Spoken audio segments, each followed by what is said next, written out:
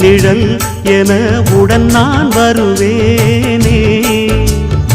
ஏழ் பிறப்பும் உயிர் துணை உனை நான் பிரியேனே.